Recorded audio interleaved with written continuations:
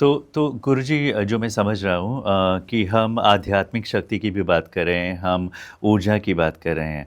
अब आप ये बताइए कि जब ये हमारे 9 दिन आते हैं, तो इसमें क्या हमें कुछ विशेष तरीके का पूजन करना चाहिए, आराधना करनी चाहिए ताकि देवी की कृपा हम पे बनी रहे? बिल्कुल, हमारे यहाँ ये सब उपलब्ध हैं, हुँ, परंपरा से सदियों से चले आ रहे हैं। हुँ, हमारे पूर्वजों का बड़ा थैंक्स हमको कहना चाहिए, बहुत धन्यवाद हृदय से हुँ, कि उनने हमको विरासत में ये सब कुछ दिया हुआ है। हुँ, आज जाने-अनजाने में हम शक्ति की आराधना कर रहे हैं, पूजा हुँ, कर रहे हैं। और आप सब जानते हैं जैसे कि दुर्गा सप्तशती हुँ, मार्कंडे पुराण से लिया गया हुँ, एक 700 श्लोकों का एक बड़ा एक ग्रंथ है, हुँ, पावरफुल शक्ति से एक्चुअल में।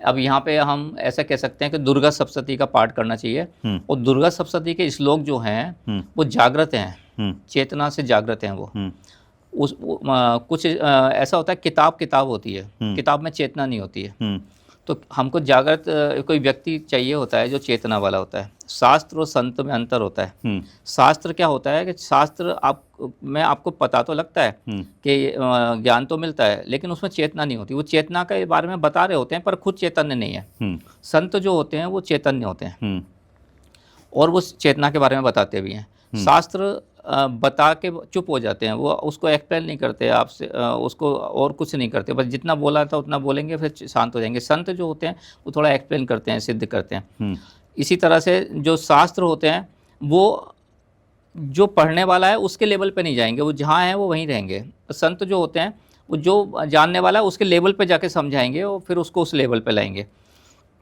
तो इसलिए हम जो शास्त्र पढ़ते हैं उसका उतना लाभ नहीं ले पा रहे। लेकिन दुर्गा सप्तशती अपने आप में एक ऐसा शास्त्र है, ऐसी किताब है वो, या ऐसा एक ग्रंथ है जिसके ना शब्द जो हैं वो जागृत हैं।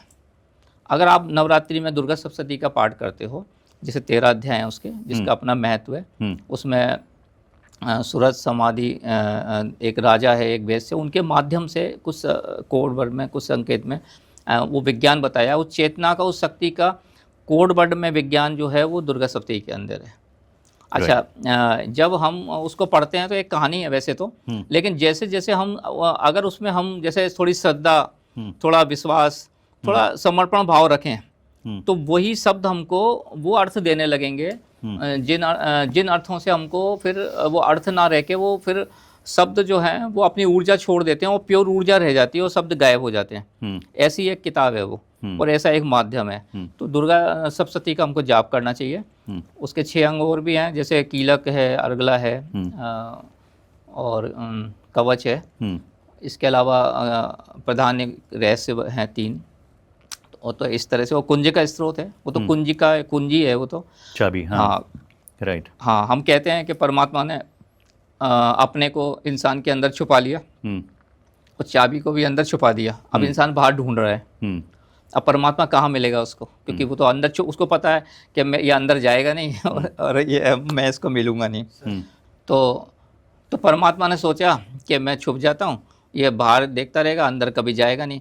तो ये कुंजी का स्रोत है दुर्गा सप्तशती में, ये उसकी कुंजी है। हुँ, आप उस कुंजी से जैसे उसमें आता है अहंकारी षष्टरूपाय, हिंकारी प्रतिपालिका, क्लींकारी कामरूपणे, बीज रूपे नमस्तुते। तो वो एंग, ह्रींग, क्लिंग तीन शक्तियाँ हैं शब्द ब्रह्म में, शब्द की ऊर्जा है। तो एंगकारी षष्ठी रूपा है, जो षष्ठी कैसे पैदा हुई जिस ऊर्जा से, उसकी क्या वाइब्रेशन है, क्या आयाम है, वो एंग के रूप में है।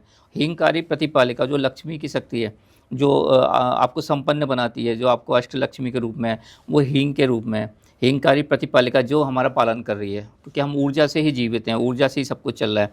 और क्लींकारी काम रूपण ने बीज रूपे नमस्तुते, अब उसको बीज रूप में शब्द दे दिए हैं, उसको हम नमस्कार करते हैं। हुँ, अब मैं यहाँ छोटी सी बात बताता हूँ। हम माता के एक पूजन में, जैसे आपने कहा नवरात्रि में, वो कुछ वो बोते हैं, गेहूँ हुँ, जो वगैरह बोते हैं, हुँ, उसको जवारे बोना ऐसे कुछ हुँ, बोलते हैं, हुँ, तो वो निकलते हैं। ये इस बात का भी प्रतीक है कि हम बीज हैं और कैसे हम व्यक्त होंगे, अंकुरित होते हैं। हाँ। व्यक्त होंगे, हाँ। कैसे हम फलीभूत होंगे और कैसे हम वृक्ष बनेंगे। हम्म, तो व्यक्त होना ही व्यक्तित्व होता है। हम्म, तो अपना व्यक्तित्व को व्यक्त करना जो देवी शक्ति में हम नवरात्रि में करते हैं, तो जो विधान है आपने कहा कैसे करना चाहिए, तो सात्विक भोजन, व्रत करना, व्रत करने से हमारा शुद्धिकरण होता है, व्रत करने से हमारा संकल्प दृढ़ होता है, हमारा सेल्फ कॉन्फिडेंस बढ़ता है, सेल्फ कंट्रोल बढ़ता है, अनुशासन बढ़ता है, हमारी खुद की पावर बढ़ती है। और हम लोग बाहर से ऊर्जा ले रहे हैं खाने से या चीज़ों से।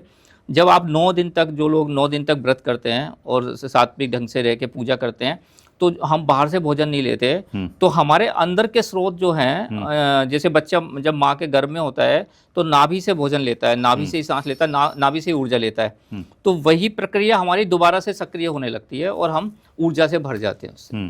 तो जो ये जो परंपराएं चल रही हैं उसमें थोड़ा उसी को थोड़ा सा गहरे से देखने की ज़रूरत है कि ये क्या संकेत दे रही हैं।